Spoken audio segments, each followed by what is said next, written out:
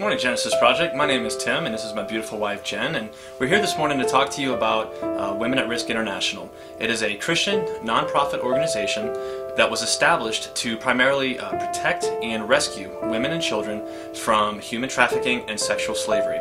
We have a quick video that we'd like to show to you real quick that kind of describes the problem, shows you how widespread it is, but at the same time it also has some graphic images that parents, if you have some young children, they may not want to be present for this video.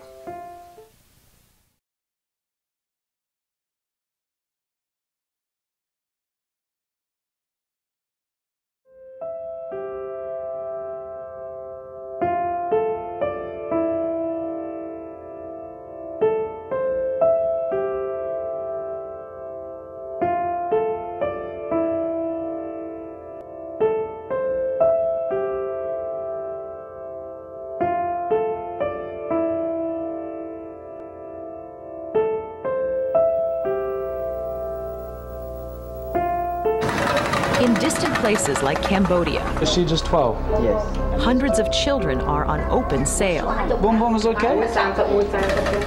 living in brothels, bought and sold as sex slaves. Yeah. 30's okay? Yeah. One girl? It's a tiny slice of a worldwide shadow industry called human trafficking. It is a modern-day form of slavery. You're holding people against their will to do terrible things that they wouldn't do on their own. And it's happening here. Every year, tens of thousands are trafficked into the U.S. and forced into prostitution or forced labor, their lives threatened. This little boy, rescued in Florida, was branded by a trafficker in front of his mother.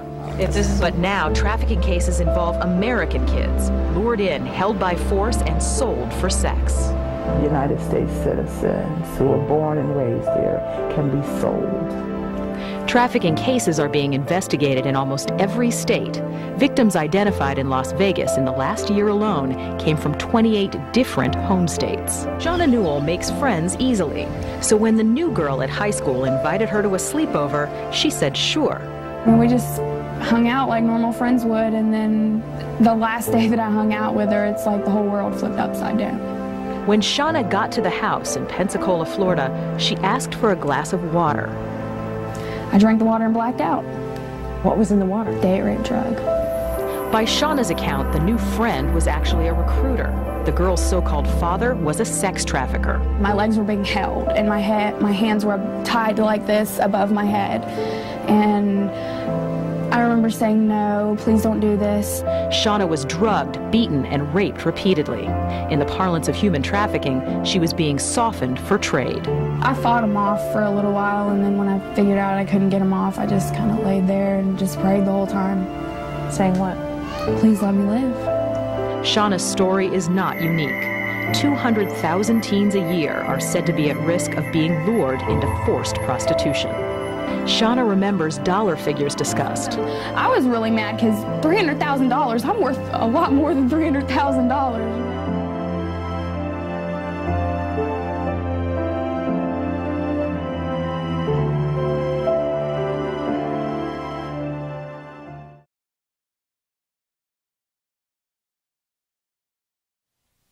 So as you can see, this problem is pretty widespread, and Women at Risk International, at first, what they would do is they would focus on rescuing and trying to protect these women.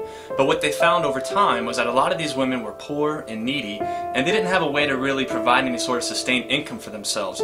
And unfortunately, that's the exact description and profile of the type of people that human traffickers target. So unfortunately, a lot of these women would be rescued, but they didn't have any follow-on ability to really protect them, and these women would fall right back into, they'd be recaptured by the human traffickers and those who would seek to abuse them.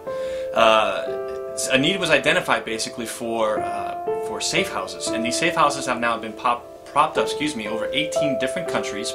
And in these safe houses, these women are provided food, they're provided shelter, they're provided protection from these traffickers and from those that would seek to further exploit these women.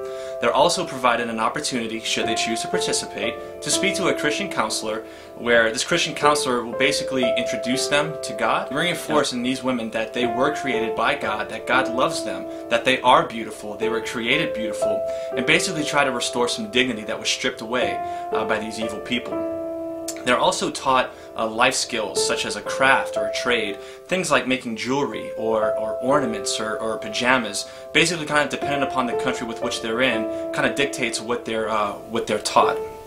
So Genesis Project, this is where we need you. On April 29th, we're going to be hosting a missions event during both services to showcase these beautiful gifts of distinction like Tim was talking about. We have Egyptian hand-blown glass ornaments, homemade Indian pajamas, beautiful silk scarves, pashmina scarves. We have jewelry from costume jewelry that is made in Africa with rolled paper, all the way up to real freshwater Thailand pearls. So there really is something for everyone.